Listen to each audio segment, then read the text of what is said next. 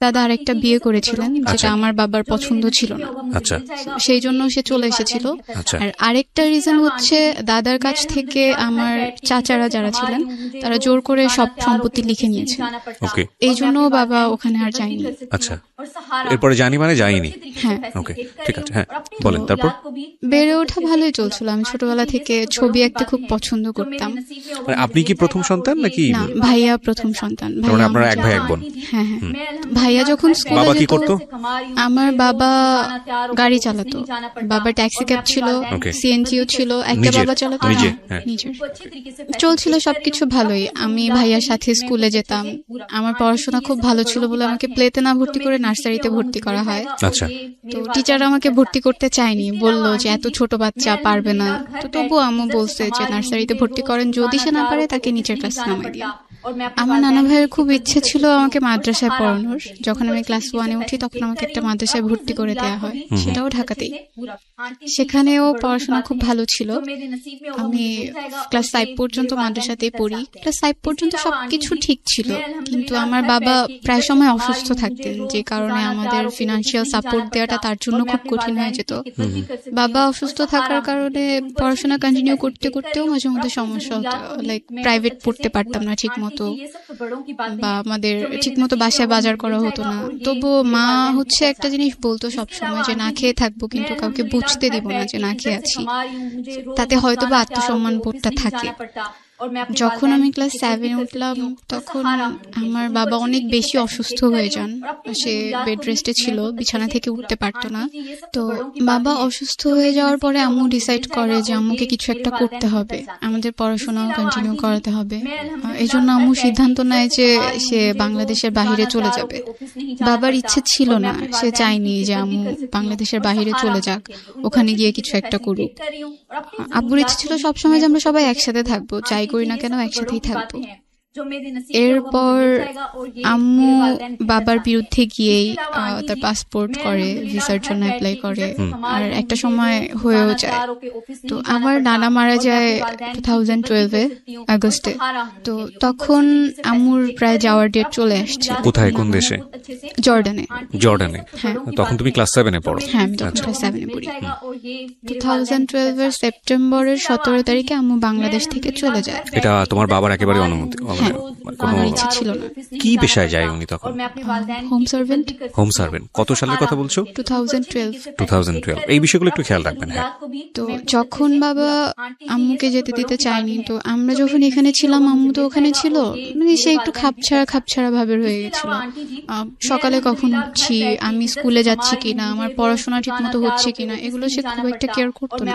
সে যতটুকুই সময় দিতে পারতো, কখনো আমাকে এসে জিজ্ঞেস করতো না যে তুমি খেয়েছো কিনা, পড়ছো কিনা। দেখা যেত আমি সকালবেলা স্কুলে যাচ্ছি, তো আগে যেমন আমি স্কুলে যাওয়ার সময় আম্মু আমাকে খাইয়ে দিত, আমি হাত দিয়ে খেতে পারতাম না। এখন আমাকে কেউ খাইয়ে দেওয়ার মতো নাই, বা আমাকে যে বলবে তুমি খেয়ে নাও এটা বলার মতো কেউ নাই। মানে ওই সময়টাতে যখন তোমার মা জর্ডানে চলে গেল। হ্যাঁ। আবার যখন আমি স্কুল থেকে আসতাম, স্কুল থেকে এসে যেদিন খালামুনি না আসতে পারতো আমাকে রান্না করতে হতো। এমন হতো যে রাতে আর সকালে দুটা রান্না করে রাখছি আমি রাতেই। ক্লাস 7-এ পড়া অবস্থায়? হ্যাঁ, তখন থেকেই। আচ্ছা। আমাদের রান্না করতে হতো। ভাইয়া মাঝে মাঝে হেল্প করতো। তোর ভাইয়া তখন কি করতো? ও তো তোমার চেয়ে বয়সে বড়। ভাইয়া বয়সে বড় হলেও আমরা একই ক্লাসে পড়তাম। কেন? ভাইয়া পড়াশোনায় খুব একটা ভালো ছিল না, যার জন্য ওকে নিচের ক্লাসে নামাই দেওয়া হয়েছে। তোমার চেয়ে বয়সে কত বছর বড় ছিল? 2 বছর। 2 বছর, ওকে। তো খারাপ লাগতো তখন, মনে হতো আম্মু থাকাটাই হয়তো বা অনেক বেশি ভালো ছিল, কারণ আম্মু থাকলে তো আমার কেয়ার করতো। বাবা কি তখনও বেড রেস্টে? না, তখন আব্বু টুকিটাকি কাজ করতে পারে, তবে খুব একটা না। আচ্ছা, মানে উনি শারীরিকভাবে অসুস্থ ছিলেন? হ্যাঁ, সব সময়ই নাকি সে অসুস্থ থাকতেন। তার প্রেশার যে কোনো সময় ফল করতো, তার ডায়াবেটিস ছিল। ওকে। আমি একদিন আমার যখন পরীক্ষা চলে আসে, আমার টিচার বাসায় কমপ্লেন করে যে ও ঠিক মতো ক্লাসে পড়া দিতে পারছে না। আমার গার্ডিয়ান হিসেবে বাবাকে ডাকায়। বাবা যখন যায় বাবাকে বলে যে সে আগে খুব ভালো ছিল স্টুডেন্ট, এখন সে নিয়মিত ক্লাসে পড়া দিতে পারছে না। তো তখন বাবা আর কি টিচারকে বলে ওর আম্মু তো এখন নাই, হয়তো বা সে থাকলে ওকে অন্যভাবে পড়াতো। তখন টিচার আমাকে একটু ভালোভাবে পড়ানো, মানে বোঝানোর চেষ্টা করে যে না তুমি পড়ো, যেভাবে পারো পড়ো, ক্লাসের পড়াটা অন্তত ক্লাসে কভার করে ফেলো, যাতে তোমার পরীক্ষায় খারাপ রেজাল্ট না হয়। আমার নানু এসে কয়েকদিন ছিল আমাদের সাথে, আমাদের টেক কেয়ার করেছে আম্মু যাওয়ার পর। আমার যখন পরীক্ষা চলে আসে তখন তো আমার পক্ষে রান্না করা পসিবল ছিল না। তো আমার খালামুনিকে নিয়ে আসে গ্রাম থেকে। আমার ছোট খালামুনি তখনও বিয়ে হয়নি, সে আমাদের বাসায় এসে স্টে করে, সে পড়াশোনা করতো না, তো রান্না টান্না করতো আমার সাথে, স্কুলে যেত, আমাকে পরীক্ষা দিয়ে আবার নিয়ে আসতো, কোচিং এ যেতাম তখনও সে আমাকে দিয়ে আসতো। আমাদের তখন একটা রুমের বাসা ছিল আম্মু চলে যাওয়ার পরে। মানে তোমরা সবাই মিলে একটা রুমেই থাকতে? হ্যাঁ, একটা রুমের বাসা ছিল তখন, যেহেতু আম্মু চলে গেছে এখন 2 রুমের দরকার হয় না। যখন খালামুনি আসছে তখন আমার খুব আনইজি ফিল হতো, একটা বেড কিভাবে শেয়ার করবো আমরা সবাই। তো আমি আর খালামুনি নিচে ঘুমাতাম, ভাইয়ার আব্বু উপরে থাকতো। তো আমার পরীক্ষা শেষ হওয়ার পরে বাবাই ডিসাইড করে যে এইভাবে তো আসলে হচ্ছে না, ওদের পড়াশোনায়ও ক্ষতি হচ্ছে। তো আম্মু, বাবা, নানু সবাই মিলে সিদ্ধান্ত নেয় যে আমরা নানু বাড়িতে চলে যাব, ওখানেই থাকবো, ওখানেই পড়বো। তখন তোমরা ঢাকাতে? হ্যাঁ, তখন আমরা ঢাকাতে। 2013-এ আমি ভাইয়া দুজনে গ্রামে চলে যাই নানু বাসায়। তো সেখানে স্কুলে ভর্তি হই। যাওয়ার পরেই না, নানুর বাড়ি কোথায় ছিল? নানুর বাড়িটা শরীয়তপুরে ছিল। শরীয়তপুরে। তো শরীয়তপুরে যাওয়ার পরে ওখানকার একটা স্কুলে ভর্তি হই। স্কুলে অনেক পরিচিত মানুষ ছিল, আশেপাশের যত কাজিনরা ছিল ওরাও পড়তো। তো ওখানে যাওয়ার পরে একটা একটা করে সবাই ছড়াতে থাকে, ওর মা তো বিদেশে থাকে। আমি এই ব্যাপারগুলো সবসময় হাইড করে আসতাম না, আমি কাউকে বলবো না যে আমার মা বাইরে থাকে। কেন তোমার এই পারসেপশনটা কেন? না, আমার কাছে খারাপ লাগতো বলতে যে আমার মা আমার সাথে থাকেন না, সে বাইরে থাকেন। আমার কাছে খারাপ, মানে তোমার মা বিদেশে থাকেন, এই বিদেশে থাকা ব্যাপারটা খারাপ লাগতো, নাকি তোমার মা তোমার সঙ্গে থাকে না এটা খারাপ লাগতো? আমার সাথে থাকে না এটাই আমার কাছে বেশি খারাপ লাগতো। আর বিদেশে যে থাকে না এটা বলতে খারাপ লাগতো, কারণ বললে ভাববে কি যে ও কি যেন হয়েছে, এই জন্য মেয়ে বিদেশে থাকে। এটা তুমি জানলে কিভাবে? মানে এটা তুমি, তোমার তো বয়স অনেক অল্প, ক্লাস 7 এ পড়ো। আমি যখন নানু বাড়িতে গেলাম, তো যাওয়ার পরে বলতো আশেপাশের মানুষ, হ্যাঁ ওর মা বিদেশে থাকে, এই মেয়ে তো মানুষ হবে না, এই ছেলে তো মানুষ হবে না। তো আমার মনে হতো আমি যদি আমার কোনো ফ্রেন্ডের কাছে গিয়েও এই ব্যাপারটা শেয়ার করি, সবাই হয়তো এটাই বলবে, না ও তো একটু অন্যরকম, ওর মা তো থাকে না কাছে, ওকে কে কিভাবে কিছু শিখাবে। ওকে, তো তার মানে তুমি সারাউন্ডিং থেকে মোটামুটি বুঝতে পারছো যে তোমাদের এই বিষয়টাকে পরিবেশ ভালোভাবে দেখছে না। আচ্ছা, তো তারপর থেকেই তোমার কাছে বিষয়টা আনইজি লাগতো। হ্যাঁ, তোমার মাকে টাকা পয়সা পাঠাতো তখন? হ্যাঁ, পাঠাতো, প্রতি মাসে টাকা পয়সা। আমার স্যালারি তখন খুবই কম ছিল, জাস্ট কোনো রকম চলে যেত আমাদের। আচ্ছা, ঠিক আছে, হ্যাঁ বলো। তারপর আমরা যে নানু বাড়িতে থাকছি, এই ব্যাপারগুলো আমার মামা, মামি এরা সবাই একটু অপছন্দ করতো। তারা চাইতো না আমরা এখানে থাকি, বারবার বলতো ঢাকাতে থাকলে কি সমস্যা হতো, এখানে কেন থাকছে। যেটা হতো যে নানু 1 মাসের জন্য ঢাকায় চলে আসছিল, তখন বাসায় আমি, ছোট খালামুনি, আব্বু, ভাইয়া 4 জন ছিলাম। একদিন যখন আমি আসলাম স্কুল থেকে, তখন এসে আমি দেখলাম যে আমার বাবা আর আমার খালামুনি আমাকে দেখে দুজন আলাদা হয়ে যায়। তো ব্যাপারটা দেখে আমার কাছে খুব আনইজি ফিল হয় যে কেন তারা এইভাবে কেন থাকবে। এই ব্যাপারগুলো আমি সহ আমার ভাইয়াও বেশ কয়েকবার নোটিস করে। তো ওর কাছে মেবি বিষয়গুলো খারাপ লাগছে। কোন ক্লাসে পড়ো তখন তুমি? আমি তখন ক্লাস 8-এ পড়ি, 2013-এ। তো এই বিষয়গুলো যে খারাপ লাগতো, এগুলো কি মানে কারোর সাথে তোমরা আলোচনা করতে যে এটা নিয়ে বাবাকে কিছু বলা উচিত, বাবাকে সরাসরি কিছু বলা উচিত? না, আমি বাবাকে যথেষ্ট ভয় পেতাম, বলতে পারতাম। তোমার ভাইয়ার সাথে তোমার সম্পর্ক কেমন ছিল? তখন পর্যন্ত ভালো ছিল। তো তোমরা দুজন মিলে কি ডিসকাস করতে যে এই বিষয়টা আমাদের ভালো লাগছে না, সুতরাং একটু বলা উচিত? আমি দেখলে আমি কখনো ওর কাছে বলতাম না। ওকে। আর ও দেখলে আমাকে কখনো বলতো না। এগুলো আসলে পরে জানা হয়েছে যে না, ও এগুলো নোটিস করছে। ঠিক আছে, বুঝতে পারছি, দুজনই সেপারেটলি আলাদা আলাদা ভাবে বিষয়গুলো নোটিস করছো। হ্যাঁ, তোমার মায়ের সাথে তোমাদের সম্পর্ক কথা হতো ওই সময়টাতে? রেগুলার ফোনে কথা হতো? তোমার আম্মুকে বলতা বিষয়গুলো যে আম্মু এরকম হচ্ছে? পর্যন্ত আম্মুকে কিছু বলিনি। তো তোমাদের তো বলতে কেউ না করেনি, তোমরা বলনি কেন? ভয় লাগতো হয়তো বা এটা নিয়ে কোনো একটা ঝামেলা তৈরি হবে। ওকে। ভাইয়া রাগ করে বাসা থেকে চলে যায়, 7 মাসের জন্য চলে যায়। কি নিয়ে রাগ করে? কি নিয়ে রাগ করে? এই ব্যাপারগুলো সে দেখতো, তার কাছে খুব খারাপ লাগতো। সে তো আমার চাইতে 2 বছরের বড়, একটু হলেও বুঝে আমার চাইতে। আচ্ছা। আমরা তাকে অনেক খুঁজেছি, পাইনি। না, তোমার ভাই যে 7 মাসের জন্য গেল, সে কি তার মার সঙ্গে যোগাযোগ করতো ওই সময়টাতে? না, কারোর সাথে যোগাযোগ করতো না সেই সময়টাতে। তো আম্মুকে যখন ভাইয়ার কথাটা বলা হয়, আম্মুকে প্রায় 1 মাসের মতো হাইড করা হয়। আম্মু যখন কল দিয়ে বলতো যে ভাইয়াকে দেওয়ার কথা, তো আমরা দিতে পারতাম না, কারণ ভাইয়া তো ছিল না। বলা হতো যে না, এখানে গেছে, ওখানে গেছে, ও এখন নাই। This is the most complex story. Complex বলছে এই কারণে যে দুটো শিশুর বড় হয়ে ওঠার জন্য আমাদের যে ধরনের পরিবেশ দেওয়া দরকার পরিবারে, আমরা খাওয়া দিচ্ছি, লেখাপড়ার জন্য অর্থনৈতিকভাবে যে সাপোর্টটা দেওয়া দরকার সেটার জন্য পরিবার রেখে বিদেশ পর্যন্ত চলে যাচ্ছি, সবকিছু ঠিক আছে, কিন্তু মানসিকভাবে যে পরিবেশটা দেওয়া উচিত সেটা যদি আমরা না দেই, তাহলে সন্তানের বেড়ে ওঠা যে কত ভয়ানক রকমের বিপজ্জনক অবস্থায় যেতে পারে সেটা হচ্ছে আজকের এই জীবন গল্প। একটা পরিবারের মধ্যে ধরনের ঘটনা, এটা অনেকেই হয়তো বা মনে করবেন এটা নাটক সিনেমাতেই ভালো লাগে শুনতে, কিন্তু বাস্তব জীবনে আসলে এগুলো শুনতে গেলেও কানে অনেক সময় তালা লেগে যায়। But this social taboo is a problem. এটা প্রবলেম বলেই এটা নিয়ে ডিসকাস হওয়া উচিত। কারণ আমি মনে করি যে এই যে ঘটনাটা আজকে এই মেয়েটাকে, কি যেন নাম বলছিলে তোমার? আরিফা 17.5 বছর বয়স, তাকে আজকে লাখ লাখ মানুষের সামনে প্রেজেন্ট করেছে। এবং আমি বিলিভ করি এরকম আরিফা সমাজে অনেক আছে, এবং এইরকম আরিফার মতো পরিবার সমাজে অনেক আছে, যেটা একটা সন্তানের ওপর ভয়ানক রকমের ইম্প্যাক্ট তৈরি করে।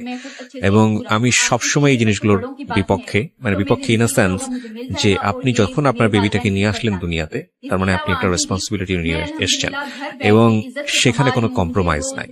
আপনি যদি একটা মানুষের সুস্থ জীবন দিতেই না পারেন, পারিবারিকভাবে হোক অর্থনৈতিকভাবে, তাহলে আপনি তাকে কেন নিয়ে আসলেন? প্রথম কথা হচ্ছে এটা।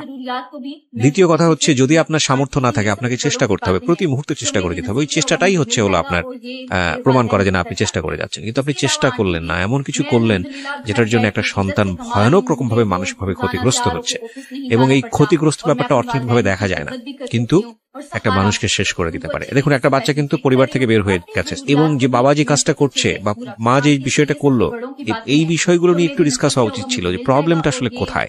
আমরা কি আমাদের প্রয়োজনটা ভুলে যাব? না, প্রয়োজনটা ভুলে যাব না, কিন্তু আমাদের প্রয়োজনটা যেন আরেকজনের জীবনে করতে হয়। সব মিলে পরিবারের অবস্থাটাও তখন খুব একটা ভালো ছিল না। এরপর আমি জেএসসি পরীক্ষা যখন দিব, রেজিস্ট্রেশন করা শেষ, সেই মুহূর্তে একদিন রাতে প্রায় 12টার পর আমাদের কাছে একটা কল আসে। নানুর ফোনে কলটা আসে। কল আসার পর নানু রিসিভ করে দেখে যে ভাইয়া কথা বলতেছে। ওকে, ওর ভয়েসটা তো চিনতো। তো কথা বলার পর নানু হুট করে ভয় পেয়ে আমার কাছে কল দিয়ে দিছে যে এতদিন পরে সে কোত্থেকে কল দিল, কিভাবে আসলো। তো ভাইয়া আমার সাথে কথা বলতেছে, মানে তার বিহেভটা পুরো চেঞ্জ হয়ে গেছে। লাইক আগে সবাই ওকে খুব ভদ্র বলতো, আমি খুব বদমেজাজি ছিলাম, এজন্য আমাকে কেউ খুব একটা পছন্দ করতো না, বাট ভাইয়াকে সবাই অনেক বেশি ভালোবাসতো। এখন ওর সাথে যখন আমি ফোনে কথা বলছিলাম, আমার কাছে মনে হচ্ছে সবকিছু কেমন যেন চেঞ্জ, ওর কথাবার্তা, আচরণ। আর সে আমাকে তখন একটা কথা বলছিল যে আমি এখন সিগারেট খাচ্ছি। এই হ্যাবিটটা তার কখনোই ছিল না। এটা বলার পরে আমি ফোনটা কেটে দিছি ভয়ে, যে এটা কি আসলে আমার ভাই, সে তো আমার সাথে এই ধরনের কথা কখনো বলেনি। ভয় পেয়ে কেটে দেওয়ার পরে নানু আমাকে জিজ্ঞেস করলো কি হয়েছে। তো আমি বললাম যে ও আমাকে বলতেছে ও সিগারেট খাচ্ছে। এটা বলার পরে সে আবার কল দিয়ে কথা বলে। তো নানু তখন জিজ্ঞেস করে আব্বুর কাছে কল দিচ্ছে কিনা, বা আম্মুর সাথে কথা হয়েছে কিনা।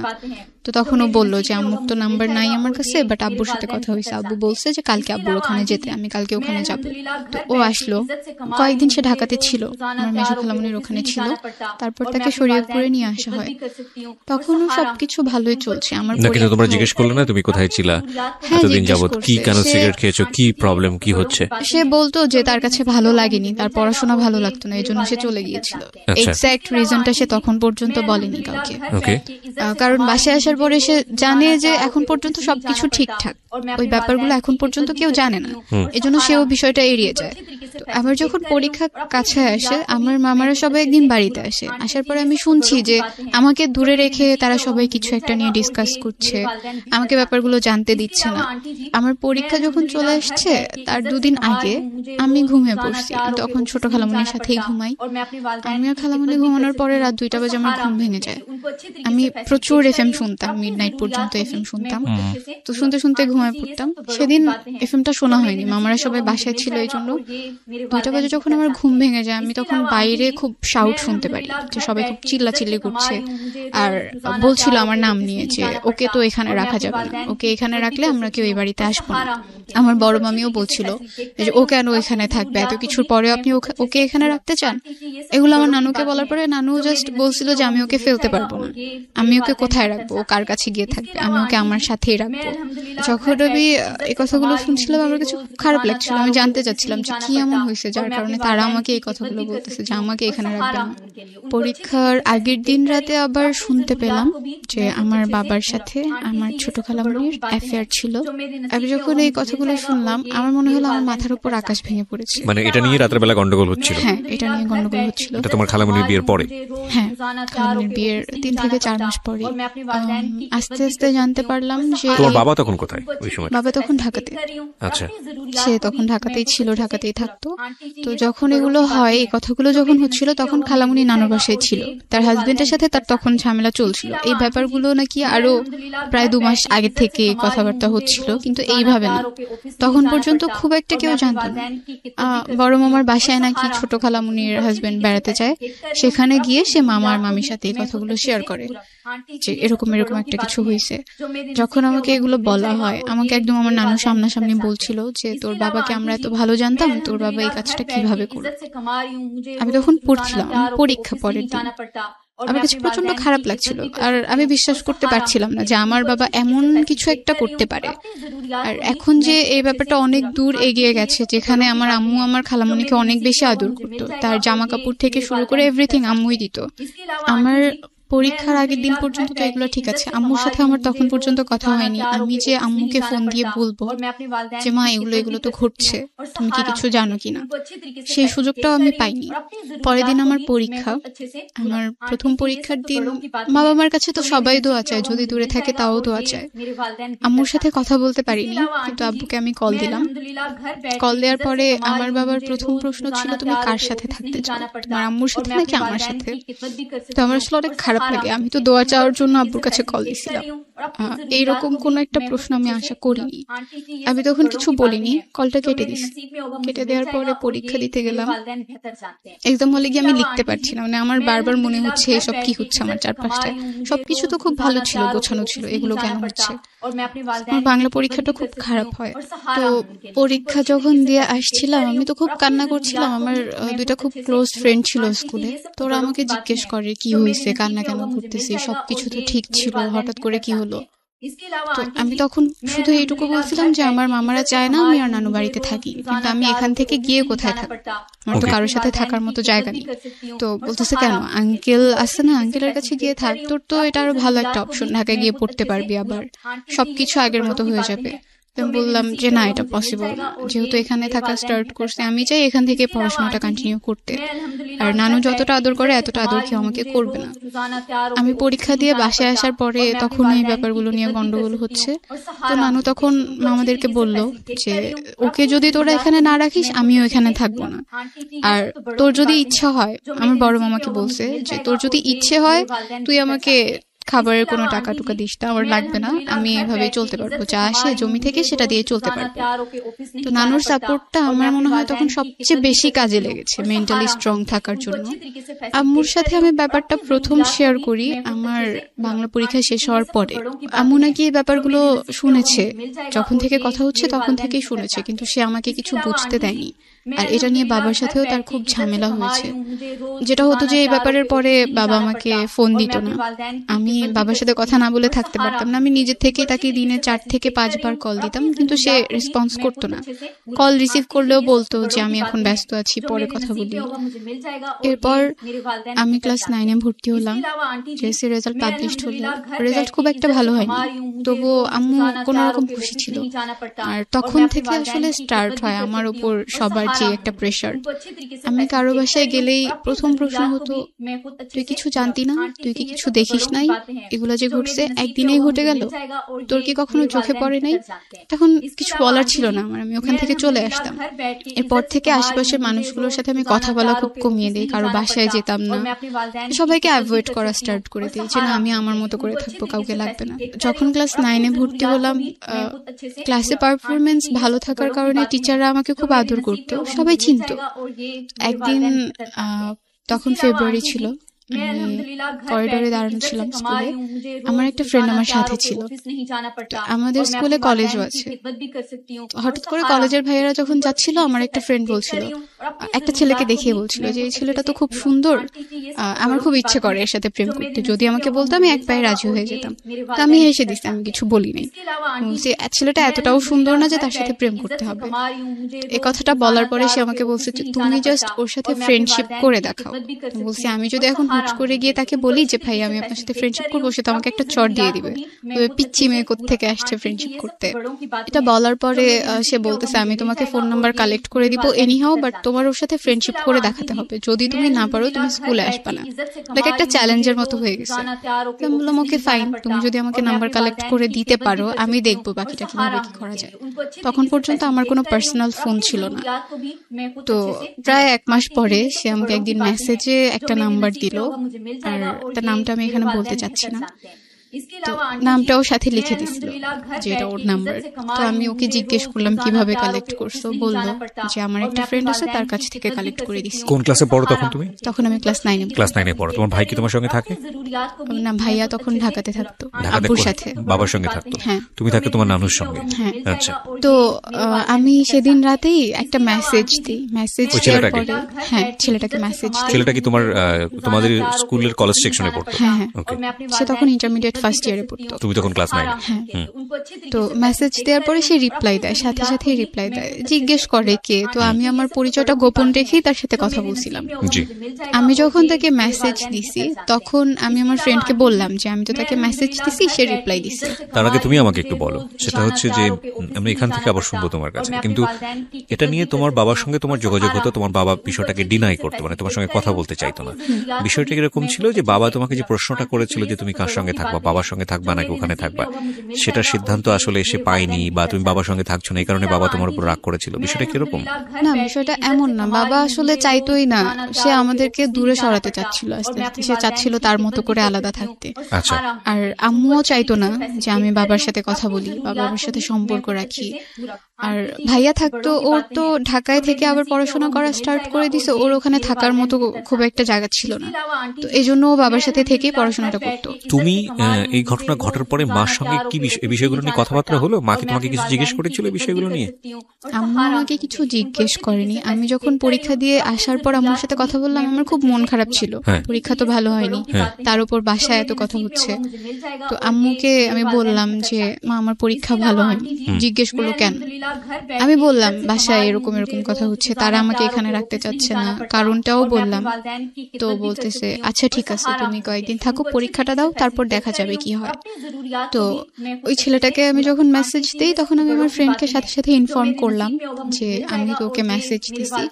আমার ফ্রেন্ড যার কাছ থেকে ফোন নাম্বারটা এনে দিছে তাকে সাথে সাথে বলে দিছে যে তাকে তো মেসেজ দিছে, সে তো রিপ্লাই দিছে। এটা বলার পরে সেই ছেলেটা আবার এই ছেলেটাকে নক করে মেসেজে যে তুমি কার সাথে কথা বলতেছো মেসেজে, আমি কিন্তু জানি। তো তখন আর কি তাকে জিজ্ঞেস করে নাম বলো, কার সাথে কথা বলতেছি, কে আমাকে মেসেজ করছে, তার অ্যাড্রেস দাও। তো আমি একটা মিথ্যে অ্যাড্রেস দিয়ে তো পরিচয়টা স্টার্ট করি, সে সেই অ্যাড্রেসটাই বলে, সেও জানতো না আসলে আমি কে। তো আমার হচ্ছে জাস্ট ফ্রেন্ডশিপ করাটা একটা ইস্যু ছিল, আর কিছু ছিল না। আমি ফ্রেন্ডশিপ করার পর তার সাথে কথা বলা বন্ধ করে দিব, এরকম কিছু একটা প্ল্যান ছিল। তোমাদের যে ঘটনা ফ্রেন্ডশিপের জায়গা থেকে আমি আবারও ফিরি, কিন্তু তার আগে আমাকে একটু বলো তোমাদের বাবার সাথে মার যে দূরত্ব বা সেপারেট হয়ে যাওয়ার যে ব্যাপারটা, সেখানে যেই ব্যক্তিটি মানে তোমার আন্টি, তো সেখানে ওনার যে 3 মাস পরে যে প্রবলেমটা হলো বিয়ের পরে, ওনার অবস্থা কি দাঁড়ালো ওই ঘটনার পরে? উনি তখন নানুর বাসাতেই থাকতো, আমাদের সাথেই থাকতো, কিন্তু আমি খালামুনির সাথে কথা বলতাম না। কথা বলতে না তুমি? উনি ওই বাসাতে থাকতো কেন? ওনার শ্বশুর বাড়ি কি সমস্যা হচ্ছিল ওখানে? তো তখন ডিভোর্স হয়ে গেছে। ও ডিভোর্স হয়ে যায় তখন এই ঘটনার প্রেক্ষাপটে? ডিভোর্স হয়ে যায়। এই জায়গাটায় ছোট্ট একটা বিরতি দিতে চাই। It's a very complex story অবশ্যই, এবং যতটুকু স্কুলে পড়াশোনা করে আসছে আর খুব ভালো ফ্রেন্ড। এটা জানার পরে সে আমার কাজিনকে জিজ্ঞেস করে এই নামের কি তোদের ওখানে কোনো মেয়ে আছে? বললো হ্যাঁ আছে। তো সে যেটা করে আমার নানু বাসার কাছে এসে আমাকে একটা মেসেজ দেয় যে আপনি একটু বের হন। আমার নানু বাসার কাছেই নদী ছিল, আমাকে বললো নদীর ওখানে যেতে। আমি আমার একটা মামাতো বোনকে নিয়ে ওখানে যাই, আমার ওই বোনটার সাথে আমি সবকিছু শেয়ার করতাম। তো ওকে নিয়ে ওখানে যাওয়ার পর আমি ভাবছি মেবি সামনের দিকে একটা রাস্তা আছে সেখান দিয়ে আসবে, তারা যে অলরেডি এসে পড়ছে এটা আমি জানতাম না। আমি দাঁড়াইছিলাম, সে আমার পেছনে দাঁড়ায় আমাকে ফোনে কল দিছে। তখন পর্যন্ত নানুর ফোনটা আমি ইউজ করি, তো ফোনে কল দেওয়ার পরে আমি কলটা কেটে সামনের দিকে তাকায় আছি, হ্যাঁ আসবে তো ওই দিক থেকে আসবে। তো সে যখন আমাকে ডাক দিল পেছন থেকে, আমি ঘুরে দেখি সে, আমি অবাক হয়ে গেছি। পরে ওখান থেকে চলে আসি, তার সাথে তখনও কোনো কথা বলিনি।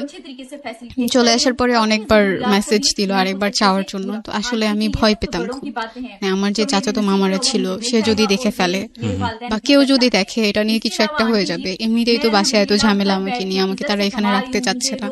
আমি ভয় পেয়ে ওখান থেকে চলে আসার পরে নানু আসলে আমাকে খাবার জন্য রাখছিল অনেকক্ষণ যাবত, আমি আসছিলাম না, আমি ওখানে দাঁড়াইছিলাম। পরে চলে এসে খেতে বসছি, সে তো ননস্টপলি আমাকে মেসেজ দিয়েই যাচ্ছে আরেকবার যাওয়ার জন্য, আমি আর যাইনি।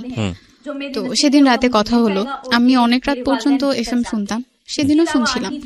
সে তখন থেকে আর কি খুব কেয়ার করা স্টার্ট করলো, লাইক এত রাত পর্যন্ত এফএম শোনা ভালো না, ঘুমিয়ে পড়েন, পরদিন আপনাকে ক্লাসে যেতে হবে, গিয়ে ক্লাসের মধ্যে ঘুমাবেন, টিচার তো বকা দিবে। এরপর 2 মাসের মতো ভালোই চলছিল। হঠাৎ করে সে যেটা করা স্টার্ট করে, আমি যদি তাকে মেসেজ না দিই বা আমি যদি তার সাথে কথা না বলি, কোনো অকেশনে যদি আমি তাকে উইশ না করি, সে খুব রেগে যায়। আচ্ছা, তখন 14 এপ্রিল চলে আসছে, পহেলা বৈশাখ। আমি পহেলা বৈশাখে তাকে মেসেজ করিনি, আমার মনে ছিল না। তো পরদিন সকালবেলা আমি উইশ করার পরে সে খুব রাউড বিহেভ করা স্টার্ট করলো, যে কেন তাকে আমি উইশ করি নাই, আমি মেবি তাকে পছন্দ করছি না, সে যে আমার সাথে কথা বলে এটা এখন আমার কাছে বিরক্তিকর কারণ হয়ে দাঁড়াচ্ছে। আমি বললাম না, এমন কিছু তো না, আমি জাস্ট এমনিতে ভুলে গেছিলাম, এই জন্য আর উইশ করা হয়নি। সেটা নিয়ে সে অনেক রাগ দেখে আমার সাথে কথা বলা অফ করে দেয়। সো আমি ব্যাপারটা মেনে নিই, আচ্ছা ঠিক আছে, কথা না বলতেছে, আমার তো এমন আহামরি কিছু না যে তার সাথে আমার কথা বলতেই হবে। এবার যেটা সে করা স্টার্ট করলো, আমি যখন স্কুলে যেতাম, তার যত মেয়ে ফ্রেন্ড ছিল ক্লাসে, আমার সামনে এনে তাদের দিয়ে খুব কথা বলতো, লাইক আমরাও দাঁড়ায় আছি, তারাও দাঁড়ায় আছে, আমাদের সামনে খুব কথা বলতেছে, হাসাহাসি করতেছে। আমি যদি আমার অফ পিরিয়ড যখন থাকতো, তখন বাইরে যখন দাঁড়ায় থাকতাম, সে আমার সামনে দিয়ে যেত, তার কোনো একটা মেয়ে ফ্রেন্ডের হাত ধরে যেত। মানে সামহাউ এটা বুঝতে পারছেন যে আপনাকে নোটিস করছে কোনো না কোনো ভাবে। হ্যাঁ, নোটিস করছে, আর সে চাচ্ছে আমি একটু জেলাস ফিল করি, কিন্তু আমি এমনটা করিনি, আমার কাছে খারাপ লাগতো না। আমি যেটা করা স্টার্ট করলাম, যে আমার ক্লাসে যত ছেলে ফ্রেন্ড ছিল তাদের সাথে আমি খুব একটা কখনোই কথা বলতাম না, বাট তখন থেকে কথা বলা স্টার্ট করলাম। তার ইন্টারমিডিয়েট ফার্স্ট ইয়ার ফাইনাল পরীক্ষা যখন চলে আসে, আমি যেই সিমটা, আমার একটা সিম ছিল, নানুর ফোন থেকে মেসেজ দিলে তো জেনে যাবে, বা কোনোভাবে যদি নানু জেনে যায় এই ভয়টাও পেতাম, এজন্য একটা সিম কার্ড নিয়েছিলাম। সেই সিম কার্ডটা আমি অফ করে দিই যখন সে আমার সাথে কথা বলা বন্ধ করে দেয়। এনিহাও সে আমার নানুর নাম্বারটা কালেক্ট করে, আমার নানুর ফোনে সে একটাই মেসেজ দেয়, জাস্ট আমাকে বলে ওই সিমটা ওপেন করতে। আমি ভাবলাম এতদিন পর মেসেজ দিল, ওকে সিমটা ওপেন করে দেখি। সিমটা ওপেন করার পর 200টা মেসেজ আসে, অনেক সরি লেখা, অনেক কিছু লেখা। তো আমি তখনও রিপ্লাই দেইনি। আমাদের গ্রুপ ক্লাসগুলো যে হতো, সেগুলো তাদের কলেজ সেকশনেই হতো। তাদের ক্লাসগুলো শেষ হয়ে যাওয়ার পর আমরা ওখানে গিয়ে গ্রুপ ক্লাস করতাম। তো সেদিন তাদের প্র্যাকটিক্যাল পরীক্ষা ছিল কৃষি শিক্ষার, তারা ওখানে পরীক্ষা দিচ্ছে। আমরা যে রুমে গিয়ে ক্লাস করছি সেই রুমের বাইরে ব্যালকনিতে তারা বসে পরীক্ষা দিচ্ছে টিচারের কাছে। তো তার পরীক্ষা শেষ হওয়ার পরে সে একদম এমন একটা জায়গায় গিয়ে দাঁড়ালো যেখান থেকে ক্লাসের বাইরে থাকলেও আমাকে দেখা যায়। আমার কাছে খারাপ লাগছিল যে কেন আমাকে এভাবে দেখছে, কেন এভাবে নোটিস করছে। আমি ওখান থেকে সরে সামনে গিয়ে বসি। তো সেদিন ক্লাসটা কন্টিনিউ করার পরে আমি আমার ফ্রেন্ডগুলোর সাথে ডিসকাস করলাম যে সে তো আমাকে এতবার সরি বলেছে, তো আমি কি তাকে রিপ্লাই দিব কিনা। তো বলতেছে আচ্ছা দাও, বাসায় গিয়ে কথা বলো, গিয়ে দেখো কি বলতে চায়। তো আমি বাসায় গিয়ে তাকে মেসেজ দেই, দেওয়ার পরে আবার সবকিছু নর্মাল হয়। সে অনেকবার সরি বলার পরে আবার কথা বলা স্টার্ট করি। আমাদের ফোনে খুব কম কথা হতো, হয়তো 2 সপ্তাহে একবার ফোনে কথা হতো, বেশিরভাগ সময়টা মেসেজে কথা বলতাম।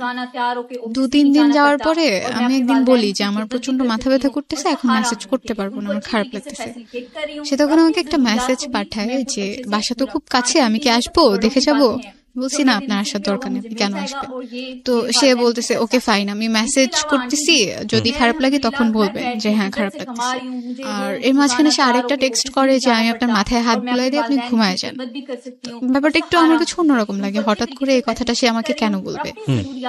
দেন আমি আবার পরের দিন স্কুলে গেলাম, স্কুলে গিয়ে ফ্রেন্ডদের সাথে এই ব্যাপারগুলো শেয়ার করলাম, সে তো এগুলো বলতেছে। ওরা এমন একটা ভাব নিয়ে আমাকে একটা কথা বললো, এই ছেলে তোমাকে প্রপোজ করবে, জীবনেও না, এটা তো জাস্ট সে এমনি বলে ফেলছে কথার প্রসঙ্গে।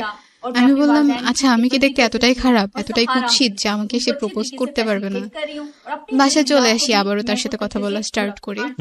তো একদিন হুট করে সে আমাকে রাতে প্রপোজ করে বসে।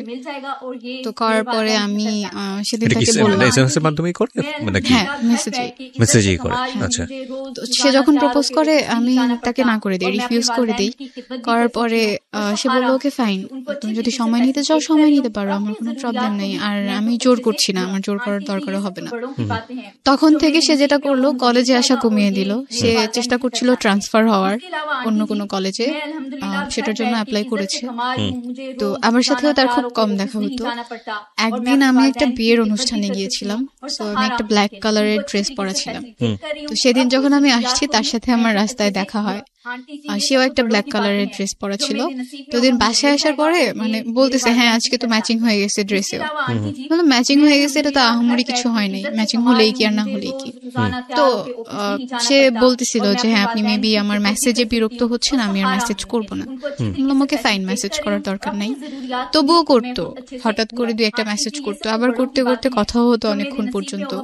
এর মাঝখানে যেটা হয় যে কোনোভাবে আমার নানু বুঝতে পারে ব্যাপারটা, যে না ও কিছু একটার মধ্যে আছে, মানে আপনি কিছু একটার মধ্যে ফল ইন হচ্ছেন। হ্যাঁ, নানু আমাকে একদিন জিজ্ঞেস করে, তুমি কি কারোর সাথে কথা বলো?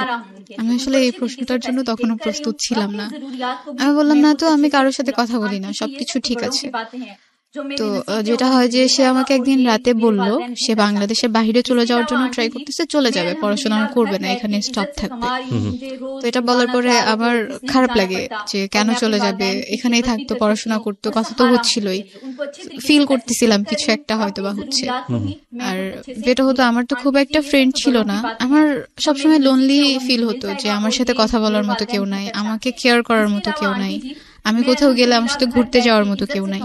তো একদিন রাতে সে আমাকে বললো তার পাসপোর্ট হয়ে গেছে, এখন সে ভিসার জন্য অ্যাপ্লাই করবে, সে চলে যাবে। ছেলেটার নাম কি ছিল? ওকে আমি মুশি বলে ডাকতাম। ঠিক আছে, you can call here Mushi, no problem. হ্যাঁ, তো বিদেশ কেন যাচ্ছে? তার পড়তে ভালো লাগে না, এই জন্য সে চলে যাবে। ওকে। তো একদিন সে বললো যে সবকিছু ডান, এখন সে চলে যাবে, শুধু ডেটটা আসা বাকি। সেদিন রাতে অনেকক্ষণ পর্যন্ত কথা বলছি। তো সে আমাকে সেদিন একটা কথা বলছিল যে আজকের পরে হয়তো আর কখনো কথা হবে না, কারণ 2-1 দিনের মধ্যে তো আমি চলে যাবো, এই কয়েকদিন অনেক ব্যস্তও থাকবো, সারাদিন তো আর মেসেজ করা পসিবল না, যেহেতু আমরা ফোনে কথা বলি না। তো আমি মেনে নিলাম, আচ্ছা ফাইন। সেদিন রাতে অনেকক্ষণ পর্যন্ত কথা বলতে বলতে আমি তার প্রতি অনেক বেশি উইক হয়ে গেছিলাম, কথা না বলে থাকতে পারতাম না, কথা বলতেই হতো, সেটা মেসেজের থ্রুতেই হোক বা ফোনের থ্রুতেই হোক। তো ওই দিন রাতে আমি তাকে, সে আমাকে প্রপোজ করেছিল, সেটার অ্যান্সার দিয়ে দিই যে না, I can't live without you, আমার লাগবেই আপনাকে, আমার আপনার সাথে কথা বলা লাগবেই, আমি থাকতে পারবো না এইভাবে। তো সে বললো আচ্ছা ঠিক আছে, দেখি কি করা যায়। তো আমি তাকে খুব রিকোয়েস্ট করি বাংলাদেশের বাইরে না যাওয়ার জন্য। তো তাকে আমি যেতে না করার পরে সে বললো আচ্ছা আমি বাসায় কথা বলে দেখি, যেহেতু আমি সবার ছোট, আর আমার বড় আমার বোনরা আছে, আমার দুলাভাইরা আছে, তাদের সাথে আমি কথা বলে দেন তোমাকে জানাবো। তো 2 দিন পরে সে বললো ওকে ফাইন, আমি যাচ্ছি না, আমি পড়াশোনাটা কন্টিনিউ করবো। তো এর মাঝখানে বাসায় প্রবলেম গুলো চলছিল, আব্বু টোটালি আমাদের সাথে যোগাযোগ করা অফ করে দিছে, খুবই রেয়ার তার সাথে আমার কথা হতো। ভাইয়ার কাছ থেকে জিজ্ঞেস করতাম সে কেমন আছে, ঠিক মতো খাচ্ছে কিনা।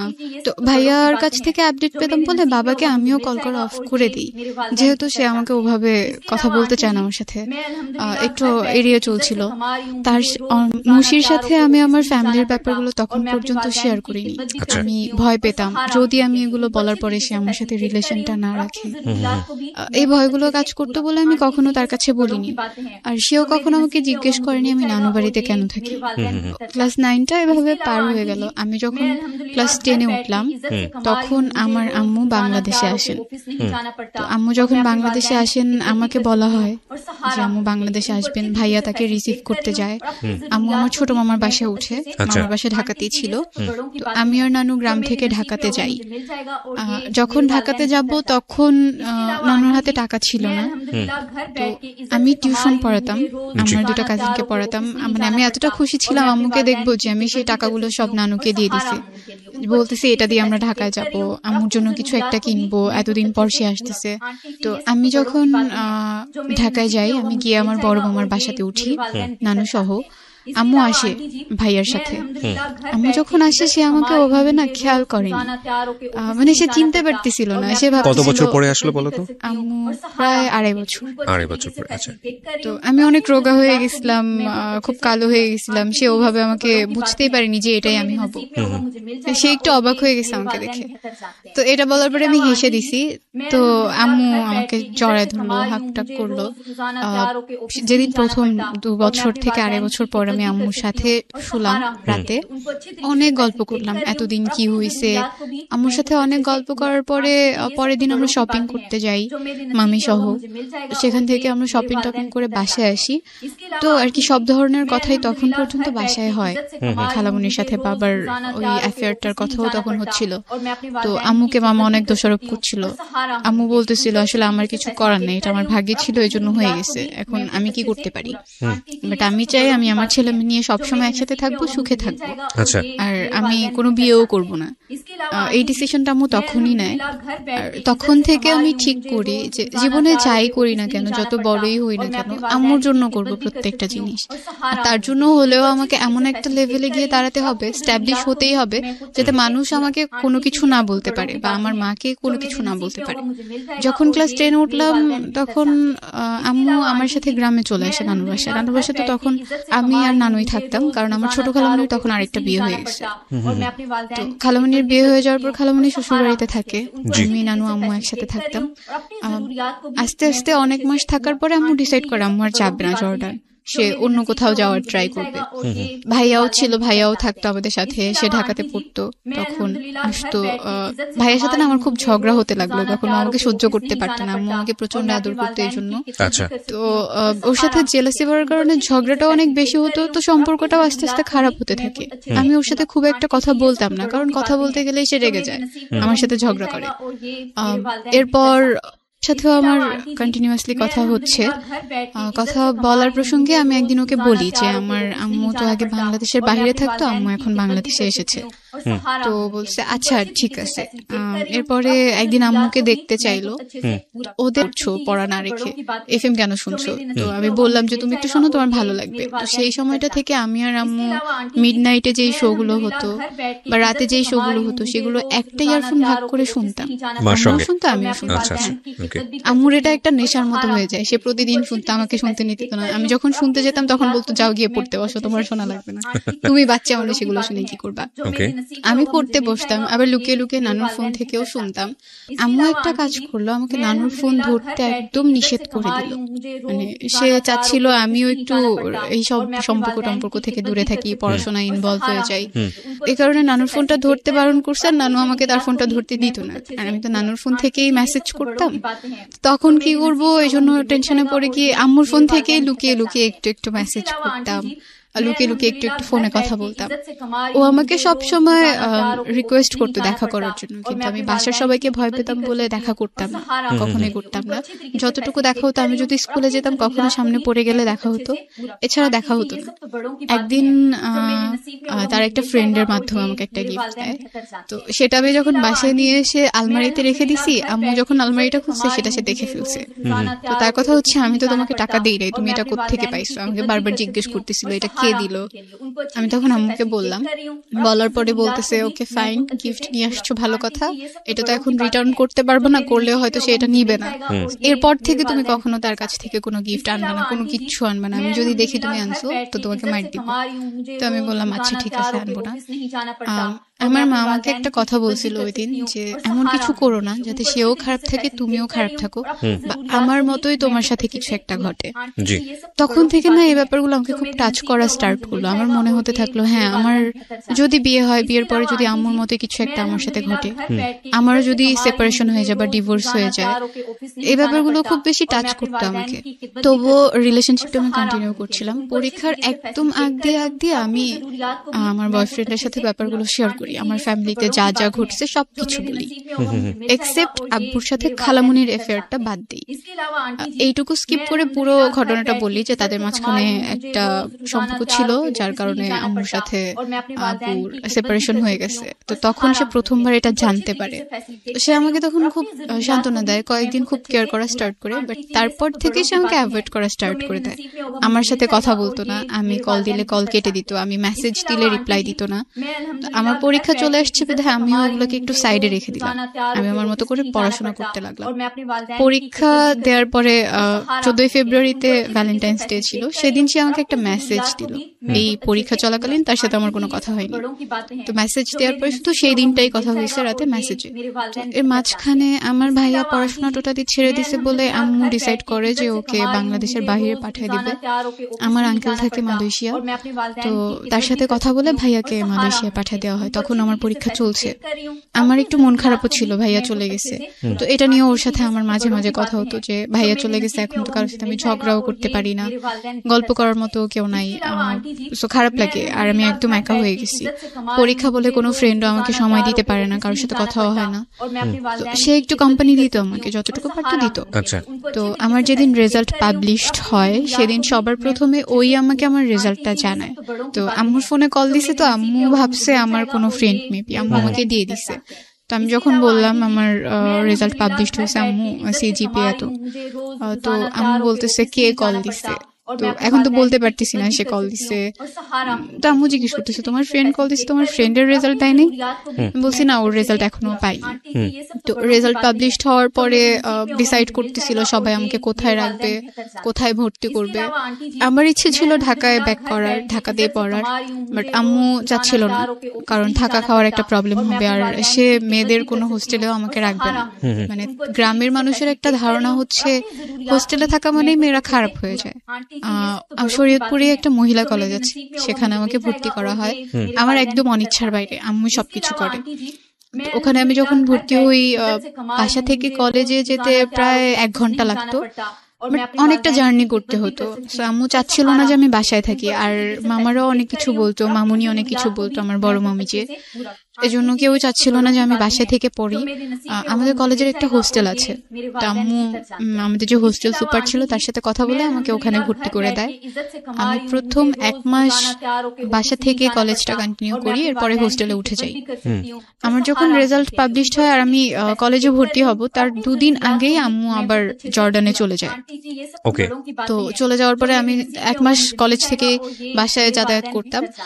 পরে যখন আমি চলে গেলাম, তো আম্মু নানুর সাথে কথা বললো, মানে মামারা চাচ্ছিল যে নানু ঢাকায় চলে যাক, নানু ঢাকায় গেলে নানুকে তারা দেখবে, কিন্তু যদি নানু এখানে থাকে নানুকে তারা খাবার টাবার কোনো কিছু দিবে না। আম্মু নানুর সাথে একদিন কথা বললো, কথা বলে জিজ্ঞেস করলো আপনি কি চান, আপনি যদি চান ঢাকায় যেতে আপনি যেতে পারেন, কিন্তু যদি এখানে থাকেন আপনার সব দায়িত্ব আমি নিব, ওটা আপনার ভাবা লাগবে না। তো নানু ডিসাইড করলো যে সে গ্রামেই থাকবে, সে ঢাকাতে মামাদের বাসায় যাবে না। আম্মুই তখন থেকে নানুর দেখাশোনাটা করে আসতেছে। আমি কলেজে ভর্তি হয়ে গেলাম। 2016 ডিসেম্বরে স্কাউট ক্যাম্প হয়, আমাদের কলেজ থেকে স্কাউট ক্যাম্পে যাওয়া হয়। তো আমরা মোট 16 জন গেছিলাম। তো ওখানে গিয়ে রোভার মুডে আমাদের কলেজ থেকে যে 8 জন সিলেক্ট করা হয়, সেই 8 জনের মাঝখানে আমিও ছিলাম। তো রোভার মুডে গিয়ে আমাদের পাশের তাঁবুতেই কিছু ছেলেরাও ছিল, মেয়েরাও ছিল। তো আমি একদিন, ওরা আমাদের কাছ থেকে একটা পানির পট নিছে, তো সেটা আনার জন্য যখন ওদের তাঁবুর ভেতরে যাই, একটা ছেলে ওখানে শোয়া ছিল। তো সে কিছু একটা বলছে, আমি ওটা শুনিনি, আমি ওখান থেকে বের হয়ে চলে আসি। আমি একটু ফ্ল্যাশব্যাকে যাব, এর মাঝখানে সাথে টোটালি আমার কথা অফ হয়ে যায়। আমরা কোরবানির ঈদের পরে একবার দেখা করছিলাম, তো যেদিন দেখা করি সেদিন আমরা বাইরে দেখা করি, সেটাই তার সাথে আমার বাইরে প্রথমবার দেখা। তো দেখা করার পরে ভালোই ছিল দিনটা, আমরা ফুচকা খেয়েছি, ঘুরেছি। এরপরে যখন আমি বাসায় আসলাম সেদিনও সে আমার সাথে কথা বলছে। এরপরে সে আমার সাথে একদম টোটালি কথা বলা অফ করে দিছে। আমি তাকে 1000বারও ফোন দিছি, সে কখনো আমার কল পিক করে নাই, আমার সাথে টোটালি কোনো যোগাযোগ করে নাই। আমি যখন হোস্টেলে চলে গেছি তখনও সে আমার সাথে আর যোগাযোগ করে নাই। ইভেন সে কেন আমার সাথে কথা বলতেছে না সেটার কোনো রিজনও সে তখন আমাকে দেয়নি। ওকে, তো যখন স্কাউট ক্যাম্পে গেলাম ওখানে অনেক ছেলে কথা বলতে আসতো, কিন্তু কারোর সাথে আমি কথা বলতাম না। মানে আমার মনে হচ্ছিল ছেলেদের প্রতি আমার কেমন যেন একটা অ্যালার্জি তৈরি হয়ে গেছে, আচ্ছা, ওদের কাছ থেকে একটু দূরে থাকতাম। ওকে, ওখান থেকে যেদিন চলে আসলাম সেদিন আমার একটা ফ্রেন্ড ছিল হোস্টেলের, ও আমাকে একটা ছেলের কথা বললো যে তোমাকে পছন্দ করে, তোমার সাথে কথা বলতে চায়। তো আমি বলছি না, আমার নাম্বার দিও না, আমার কথা বলতে ইচ্ছে করে না, আমি কথা বলবো না। তো সেদিন আমরা একসাথেই ঘুমাই, তো একসাথে একদম স্কাউট ক্যাম্প থেকে এসে সেই সকালবেলা ঘুমাইছি, ঘুম ভাঙছে রাতে, মনেই ছিল না কখন সকাল পেরিয়ে দুপুর পেরিয়ে গেছে। তো ওর ফোনে ফোন দেয় সেই ছেলেটা, যে ছেলেটা ওর কাছে বলছে। ওই ছেলেটা ওকে ফোন দেওয়ার পরে ও বলে আমাকে, খুব রিকোয়েস্ট করে যে তুমি 5 মিনিট কথা বলো, তোমার সাথে কথা বলতে চাই। তো আমি 5 মিনিট তার সাথে কথা বলার পরে সে সবকিছু বলার পরে আমার ফোন নাম্বার চাইলো, আমি তাকে আমার কন্ট্যাক্ট নাম্বার দেইনি। তো আমি তাকে একটু অ্যাভয়েড করে থাকলাম। আমার ফ্রেন্ডের রুমে আমি কম যেতাম, কারণ আমার মনে হতো আমি যদি ওর রুমে যাই ও হয়তো আমাকে বলবে ওই ছেলেটার সাথে কথা বলতে। তারপরের দিন আবার এরকম কথা বললো। তো কথা বলার পরে আমার মনে হলো যে আচ্ছা একটু কথা বলে দেখি কেমন, এতবার যখন রিকোয়েস্ট করছে কথা বলি। তখন কি তোমার মুশির সঙ্গে সম্পর্কটা আছে? না, নাই। আচ্ছা, ওকে, ঠিক আছে, বলো। তো ওর সাথে কথা বললাম, 2-3 দিন কথা বললাম। এরপরে আমাদের হোস্টেলটা ছুটি দিয়ে দিছে, ফার্স্ট ইয়ার ফাইনাল এক্সাম শেষ, এজন্য ছুটি দিছে। তো আমরা সবাই বাসায় যাব হোস্টেল থেকে। তো যেদিন আমি বাসায় যাব, আমার ফ্রেন্ড যে ওই ছেলেটাকে বলে রাখছে যে তুমি আসবা, ওর সাথে তোমাকে দেখা করাই দিব। এটা আমি জানতাম না, আর ওই ছেলেটাকে সেটাও আমি জানতাম না। আমাদের পাশের তাঁবুতেই নাকি ছিল, আমি তখনও তাকে দেখিনি। পরে আমি যখন বাসায় যাব তখন আমার ফ্রেন্ড ওকে ফোন দিয়ে আসতে বলে, ওর সাথে ওর 2টা ফ্রেন্ডও আসে। সেদিন আমি ওকে প্রথম দেখি, মানে আমার মনে হয়নি যে স্কাউট ক্যাম্পে যে 5 দিন ছিলাম এই 5 দিন আমি তাকে একবারও দেখেছি। আমার একবারের জন্য মনে হয়নি, কেমন যেন অপরিচিত মনে হচ্ছিল। তো আমরা তখন ডিসাইড করলাম বাসায় যাওয়ার আগে আমরা ঘুরতে যাব।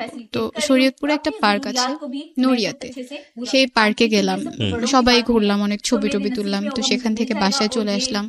বাসায় এসে আমার ফোন থেকে কথা বললাম। তো কথা বলার পরে সে তো অনেক আগে প্রপোজ করে ফেলেছিল, বাট আমি তখন তাকে কিছু বলিনি। আমার ইচ্ছে ছিল এমনিতে কয়েকদিন কথা বলবো, এরপরে কথা বলা অফ করে দিব, আমার কোনো রিলেশনশিপে যাওয়ার ইচ্ছে ছিল না। তো হোস্টেল থেকে আবার যখন ব্যাক করলাম, আমি তখন শুধু একটা এয়ারটেল সিম কার্ড ইউজ করতাম, তার ছিল জিপি, কল রেট বেশি জিপিতে। তো সে আমাকে বললো একটা জিপি সিম কিনে নিতে। আমি আমার খালামণিকে দিয়ে একটা জিপি সিম রেজিস্ট্রেশন করে কিনে নিলাম। তো আবার যখন হোস্টেলে ব্যাক করলাম তখন জিপি সিম থেকে কথা হতো। একদিন রাতে আমি তাকে সবকিছু শেয়ার করব ভাবলাম, কারণ আমার মনে হচ্ছিল মুশির সাথে আমার ব্রেকআপটা হয়তো আমার ফ্যামিলি পারসেপশনের কারণেই হয়েছে। তো এই জন্য আমি চাইলাম এবার যদি আমি কোনো রিলেশনশিপে যাই, এইগুলোর জন্য যেন কোনো প্রবলেম আমাকে ফেস করতে না হয়। যদি সে সবকিছু মেনে রিলেশনটা কন্টিনিউ করতে চায় করবে, আর যদি সে না চায় এখন থেকেই বাদ দিয়ে দিব, কথা বলবো না। তো আমার আগে যে রিলেশন ছিল সেটা বলেছি, এখনো যে তার সাথে আমার ফাইনালি ব্রেকআপ হয়নি এটাও বলেছি, আর আমার বাবা মার যে ব্যাপারগুলো ছিল সেগুলোও বলেছি। আমি নানু বাড়িতে থাকি, হোস্টেল থেকে যখন আমি বাসায় যাই আমি নানু বাড়িতেই যাই, এগুলোও তার কাছে বলেছি। মানে তুমি তোমার ব্যাকগ্রাউন্ড, বাবা মার বিষয় সমস্ত কিছু তাকে বলে নিয়েছো? সমস্ত কিছু বলেছি। আচ্ছা, এজন্যই বলেছি কারণ পরে এটা কি মুশি জানতো তোমার এই বিষয়গুলো? হ্যাঁ, কারণ সে তো তোমার কাজিনের এক ফ্রেন্ডই হয়, ক্লোজ ফ্রেন্ডই হয়। ওকে, তো ওকে বলার পরে ও বললো ওকে ফাইন, আমার এগুলো নিয়ে কোনো প্রবলেম নেই, আর আমি আমার বাসায় কখনো এগুলো জানতেও দিব না, ওইভাবে সবকিছু প্রেজেন্ট করবো যাতে তারাও এই ব্যাপারগুলো না জানতে পারে। তো আমি মেনে নিলাম ওকে ফাইন। তো কথা বলতাম, আমি যেটা করতাম যে মুশির সাথে যখন রিলেশন ছিল আমি ফোনে কথা বলতাম না। ও চাইতো ফোনে কথা বলতে, আমি কখনো বলতাম না, বা ওর সাথে আমি দেখা করতাম না। আর এবার যেটা করা স্টার্ট করলাম যে আমি ফোনে কথা বলতাম, যতটুকু পারতাম ফোনে কথা বলতাম। আমি যখন বাসায় যেতাম, বাসায় তো একাই যেতাম, যাওয়ার সময় তার সাথে আমি দেখা করে তারপরে বাসায় যেতাম, যাতে ও কখনো এই জিনিসগুলোর জন্য আমাকে না বলতে পারে যে না তুমি তোমার সাথে ফোনে কথা বলো না, দেখা করো না। আমি চাইনি এই জিনিসগুলোর কারণে এই রিলেশনটাও নষ্ট হয়ে যাক। সবকিছু ভালোই চলছিল। তো আমার একটা রুমমেট আপু ছিল, সে আমাকে মানে ও খুব বেশি ফোন দিত বলে আমার রুমমেট আপু একদিন আমাকে বললো জাস্ট 6 মাস যেতে দাও, এই জিনিসগুলো আর থাকবে না এরকম, প্রথম তো এই জন্য এত ভালো লাগতেছে। তো আমি ওকে বলি কথাটা যে আপু তো এরকম কিছু একটা। আমি এগুলো নিয়ে তার সাথে বেশ কয়েকবার কথা বলেছি, যখনই কথা বলতাম তখনই সে রাগ হয়ে যেত, আর আমাকে একটা কথাই বলতো যে তোমার সাথে রিলেশন করা আমার জীবনে সবচেয়ে বড় পাপ। একদিন মানে কথা প্রসঙ্গে বলতে সে একদিন আমাকে বলে উঠলো যে আমার মা তো কখনো তোমাকে মেনে নিবে না, তুমি যেই ফ্যামিলির মেয়ে, যেমন একটা ফ্যামিলি ব্যাকগ্রাউন্ড আছে তোমার, এই ফ্যামিলির মেয়েকে তো কেউ কখনো বিয়েই করবে না, আর আমি আমার পাশে তোমাকে নিয়ে কিভাবে দাঁড়াবো। তো তখন আমি তাকে বললাম যে রিলেশনের আগেই তো আমি এগুলো সব বলে নিছি, এমন না যে আমি বলিনি, তো এখন কেন এইসব কথা আমাকে শুনতে হচ্ছে। তো বলছে তোমার যদি ভালো না লাগে তুমি রিলেশন না রাখো, আমার সাথে আমার কোনো প্রবলেম নাই। তখন আমার সেকেন্ড ইয়ারে উঠে যায় আর কি, আমার পড়াশোনার প্রেশারটা অনেক বেশি বেড়ে যায়, কারণ সেকেন্ড ইয়ারে খুব একটা সময় পাই না আমরা। ওর খুব ইচ্ছে ছিল, ফরহাদের খুব ইচ্ছে ছিল ডিফেন্সে জব করার। ওকে, সে আর্মিতে জবের জন্য খুব একটা ট্রাই করতে থাকে, তার হয়েও যায়। হয়ে যাওয়ার পরে জানুয়ারিতে, এই যে 2019 জানুয়ারিতে ট্রেনিং এ যাওয়ার কথা। তো তখন সে আমাকে বলে যে ট্রেনিং এ যাওয়ার আগে সে বিয়ে করে রাখবে। তো আমি বলছি এটা কেমন কথা, আমার এখন 18 বছর হয় নাই, আর আপনিও ম্যাচিউরড না, স্ট্যাবলিশও না, তো বিয়ের প্রসঙ্গ এখানে আসে না। আর সেকেন্ডলি আমি আমার বাসায় না বলে বিয়ে করবো না, আচ্ছা, যেহেতু আমার মা আমার কাছে অনেক কিছু, সে আমার জন্য এতটা করছে, আমাকে সে পড়াচ্ছে, ফিনান্সিয়াল সাপোর্টটা দিচ্ছে, আমি যখন যা চাচ্ছি তাই পাচ্ছি, তাকে না বলে আমি এমন কোনো কিছু করতে পারবো না। সে বললো যে না আমরা পরে বলবো, সমস্যা হবে না, বাট এখন বিয়েটা করে রাখবো। আচ্ছা, তো আমি একদমই মত দিইনি এটাতে। এরপর এই ব্যাপারগুলো নিয়ে না প্রতিদিন আমাদের মাঝখানে ঝগড়া হতো, সে বলতেই থাকতো দিনে বেশ কয়েকবার যে না এটা করতেই হবে, না করলে রিলেশন রাখবো না। এক পর্যায়ে আমি রেগে গিয়ে বলে দিতাম ওকে ফাইন, রিলেশন রাখা লাগবে না, বাট আমি বিয়ে করবো না। তখন আম্মুও জানে যে মুশির সাথে আমার কোনো রিলেশন নাই, আর এখানে এই রিলেশনটার ব্যাপারে আম্মু তখনও জানে না, আমি চাইনি সে জানুক আবার। এরপরে সে একদিন আমাকে অফার করে আমি যদি তাকে বিয়ে না করি তার সাথে আমার ফিজিক্যাল রিলেশনে যেতে হবে।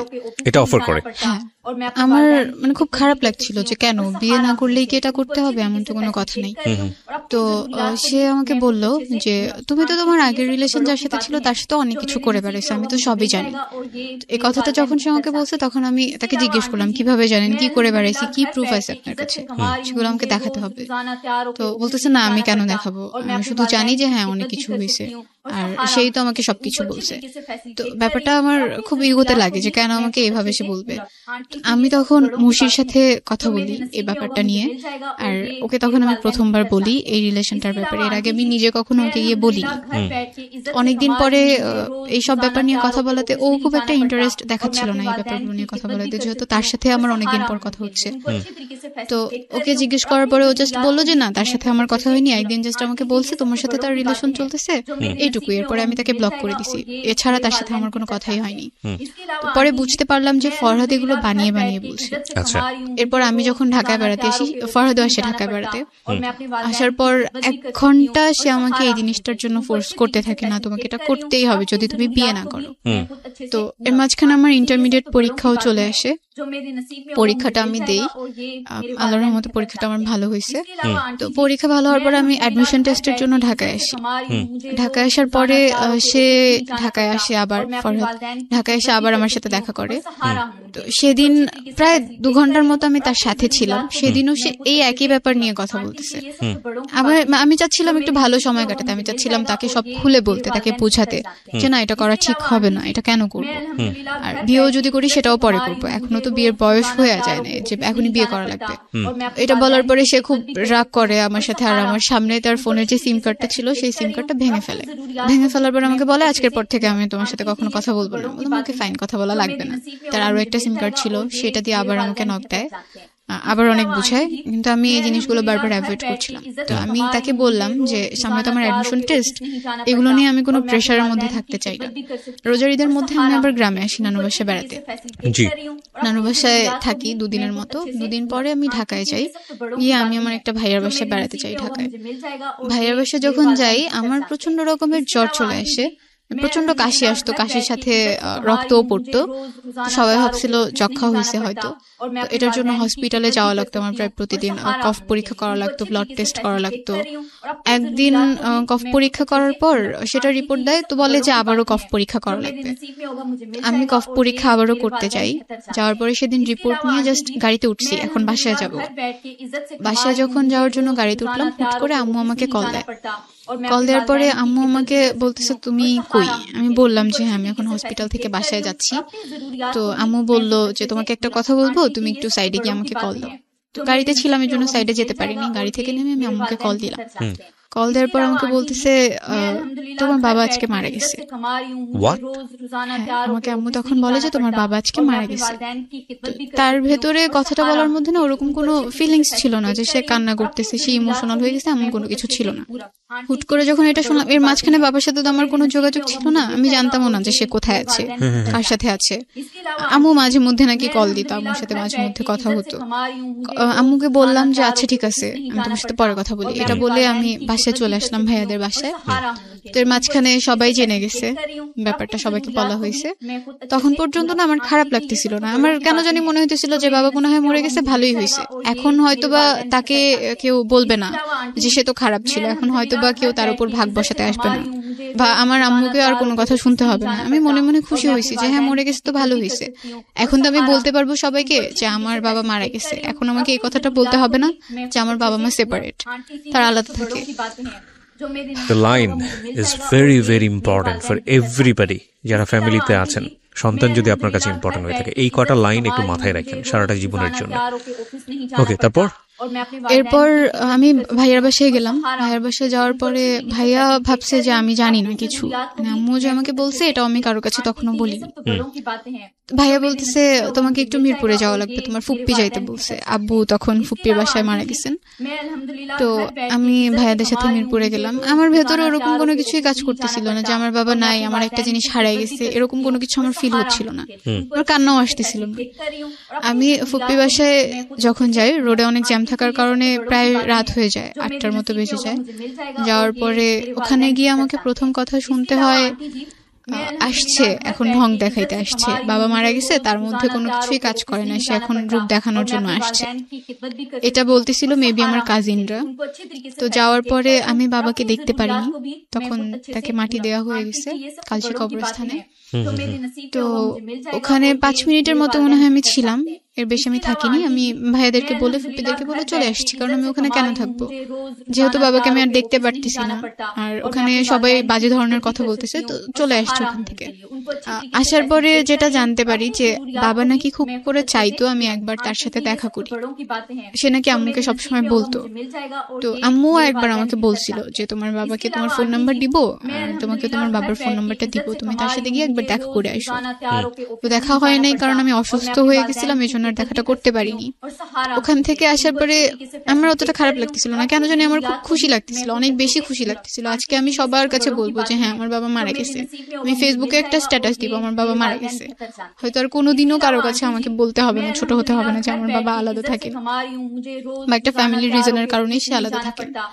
অ্যাডমিশন টেস্টও প্রায় শেষ হয়, এর মাঝখানে আমার বাসায় একটা বিয়ের প্রপোজাল আসে। তো আম্মু চাচ্ছিল যে বিয়েটা হয়ে যাক, আর এর মাঝখানে ফরহাদের সাথেও রিলেশনটা চলছে কোনো রকম। ওইভাবে কথা হতো না, মাঝে মধ্যে কথা হতো, মাঝে মধ্যে সে নক দিত, আর যখনই একটু ভালোভাবে কথা বলতাম তখনই সে আবার সেই বিয়ে, ফিজিক্যাল রিলেশনশিপ এগুলোকে টেনে নিয়ে আসতো। এই জন্য আবার 2-3 দিন পর কথা বলতাম, একসাথে কথা বলতাম না। তো আম্মু হচ্ছে যখন বিয়ের জন্য আমাকে প্রেশার দিচ্ছিল, আমি তখন আম্মুকে সবকিছু বুঝায় বলি, আমার যা যা বলার ছিল সবই বলি, যে না আমি পড়তে চাই, আমাকে পড়তে হবে, তোমার জন্য কিছু একটা করতে হবে। আর সোসাইটিতে এমন একটা জায়গায় গিয়ে আমরা দাঁড়াবো, তখন আমাদের পাস্ট টেনে কেউ আর আমাদেরকে কোনো কিছু বলবে না। তোমার ভাইটার কি অবস্থা হলো ওই সময়? ভাইয়া তখনও মালয়েশিয়াতে আছে। তখন মালয়েশিয়াতে? হ্যাঁ, আচ্ছা, ওখানে আছে, ফোন দেয়, মাঝে মধ্যে কথা হয়। তো এর মাঝখানে ফরহাদ যখন আমাকে প্রচন্ড প্রেশার দিচ্ছিল, আর আমার ফ্যামিলি নিয়ে সে কন্টিনিউয়াসলি আমাকে একটা বলতো, আমি তখন ডিসাইড করি এই রিলেশনশিপটা আমি এনিহাউ শেষ করে দিব, কন্টিনিউ করবো না। মানে ফ্যামিলি নিয়ে বলতো, মানে তোমার বাবা মার সেপারেশন নিয়ে এসে বলতো? সব সময় বলতো, প্রত্যেকটা কথায় কথায় আমাকে এই ব্যাপারটা নিয়ে কথা বলতো। তো এই জন্য আমি তার সাথে রিলেশনটা শেষ করে দিই একদম। তো এরপরে আমি অ্যাডমিশন টেস্ট দেই, আল্লাহর রহমতে আমার ঢাকাতে একটা কলেজে হয়ে যায়, ওখানে অ্যাকাউন্টিং এ ভর্তি হই। আম্মুর ব্যাপারটা যেটা আমি সবার কাছে এখনো পর্যন্ত বলি, যে আমার মা বাহিরে থাকেন না, আম্মু ঢাকাতে থাকেন, এটাই বলি। আমি যখন ঢাকাতে স্টে করি তখন যদি অপরিচিত কেউ আমাকে জিজ্ঞেস করে, আমি বলি আম্মু গ্রামে থাকেন, আম্মু আমার সাথে থাকেন না। এখনো যে আম্মু বাহিরে থাকে এই ব্যাপারটা আমি কারোর সাথে শেয়ার করি না, মানে আমার কাছে খারাপ লাগে। আর এখনো মনে হয় যে আমি যদি এই কথাটা বলি সবাই হয়তো আমাকে হাজারটা প্রশ্ন করবে, কেন বাইরে থাকেন, কি সমস্যা। আর এইগুলোর উত্তর দিতে গেলে আমাকে আবার পেছনের কথাগুলো টানতে হবে। আমি এখনো কারোর কাছে বলি না যে আম্মু বাইরে থাকে। আল্লাহর রহমতে সবকিছু ভালো ফাইন, চলছে। আমি জানি যে তোমার গল্পটা এখানে শেষ হয়ে যাবে, বিকজ তুমি এই জায়গাটাতে আছো। আমরা ইভেন 10-এর গল্পটাকে বড়ও করতে চাই না। যে লজ্জাটা তুমি তোমার মাকে নিয়ে পাচ্ছ, যদি প্রশ্নটা খুব রাফলি করি, কেন পাও? আমি মানুষের কথাকে ভয় পাই। আচ্ছা, মানুষ তোমাকে খাওয়ায় না? তোমার মা তোমাকে খাওয়ায়? আমার মা। তাহলে যেই মানুষরা তোমাকে একবেলা খাওয়ায় না, সেই মানুষের কথা লজ্জা পেয়ে লাভ কি? যেই মা তার সন্তানকে কাছে রাখতে পারেনি, পরের বিদেশে গিয়ে নিজের জীবনটা বাজি রেখে সারা জীবন কষ্ট করে এবং সংসারের ভালোর জন্য গেল, সংসারটাও হারালো, তো সেই মা তোমাকে রুটি রুজি করে খাওয়ায়, জি তাই না? তোমার ভবিষ্যতের জন্য চিন্তা করে, চাইলে তার একটা বিয়েও করতে পারতো, করেও না। জি মানুষের বাসায় গিয়ে খুব কষ্ট করে কাজ করে বিদেশে, তো সেই মায়ের পরিচয় দিতে তুমি লজ্জা পাও। এটা কি ঠিক হচ্ছে? না। আমি তোমাকে খুব স্ট্রেটলি কোশ্চেনগুলো করছি, কারণ আমি জানি যে বাংলাদেশে অনেক সন্তানরাই এটা করে, এবং অনেক কৃষকের সন্তান আছে যারা অনেক বড় বড় অফিসার হয়, কিন্তু তারা বলতে লজ্জা পায় যে আমার বাবা কৃষক ছিল। এটা আসলে ওদের দোষ না, এটা আসলে সমাজের দোষ। কিন্তু কথা হচ্ছে যে পাল্টাবে কোত্থেকে? কেউ যদি শুরু না করে পাল্টাবে কোত্থেকে? তো কাউকে না কাউকে তো শুরু করতে হবে। তোমার বয়স এখন 17, তুমি কাদামাটির মতো আছো। তুমি যদি লজ্জা পাও, এটা তোমার ভুল ধারণা। তোমার ভেতরে কিন্তু বিবেক আছে, কারণ যে ছেলেটা তোমাকে বারবার বিয়ের চাপ দিচ্ছিল, তুমি তাকে বিয়ে করে একটা সুন্দর জীবন বেছে নিতেই পারতে। আমি জানি না জীবনটা সুন্দর হতো কিনা, বাট বলার জন্যই বলছি। তো তুমি সেটা করনি, কারণ তোমার বাবা মাকে নিয়ে তারা সে খোটা দেয় বা তোমাদের তুমি একটা খুব রাফ একটা ডিসিশনে এসছো, যেটা তোমার জন্য কঠিন ছিল। তার মানে তোমার মধ্যে তো বিবেক বোধ আছে। তুমি একই বিবেকটা এই জায়গাটা একটু কাজে লাগো। তোমার বাবা যদি কোনো ভুল করে থাকে সেটা তার, কিন্তু তুমি তো তার পরিচয়টা অস্বীকার করতে পারো না। অফকোর্স পারো না। 2 নাম্বার হচ্ছে যেটা যে তোমার মা যে পরিশ্রমটা করে যাচ্ছে সেটাকে তোমার খুব প্রাউডলি বলা উচিত, আমি যেটা মনে করি। সো আজকের এই অনুষ্ঠান থেকে তোমার জন্য শুধু একটা কথাই বলা, সন্তানদের জায়গাটা থেকে, বাবা মা যে অবস্থায় থাকুক না কেন, সে যত বড় ভুলই করুক না কেন, সেই জায়গাটাই তুমি বিচারকের আসনে যেতে পারবে না। সেটা রাইট ধর্ম আমাদেরকে দেয়নি, এবং আমাদের সিস্টেমের জায়গা থেকেও আমরা সেটা করতে পারি না, কোনোভাবেই পারি না। তো আমার মনে হয় তুমি তোমার এই ভুলের জায়গাটা থেকে বের হয়ে আসো। আজকের এই গল্পটা থেকে প্রিয় শ্রোতা, বিশেষ করে ব্রোকেন ফ্যামিলি সন্তান যারা আছেন, তাদের যে কষ্টটা, সেটা আসলে আমরা আমাদের জায়গা থেকে বুঝতে পারবো না, যারা আছে তারাই জানে। আমাদের সমাজটা রাতারাতি পরিবর্তন হবে না, এটা কাউকে না কাউকে পরিবর্তনের জায়গাটা থেকে এগিয়ে আসতে হবে, তাহলেই হয়তো পরিবর্তন হবে। আমরা ছোট ছোট ভূমিকা রাখলেই হয়তো সুন্দর হবে। কিন্তু একটা জিনিস দেখেন, আমি যত কিছুই বলি না কেন, এই অনুষ্ঠানটা কজনই বা শুনছি বা কজনই বা ইন্সপায়ার হবে, কিন্তু আমাদের বাস্তব চিত্রটা তো এটাই, যে স্ত্রী বা একজন নারী যখন বিদেশে কাজ করেন, আমরা সেটাকে ভালো চোখে দেখি না, আমাদের সমাজ সেটাকে ভালো চোখে দেখে না। নট অনলি দিস, সেপারেশন যেটা চলে আসলো এদের মধ্যে, কাজের শুরুটা থেকেই তো হলো, তাই না?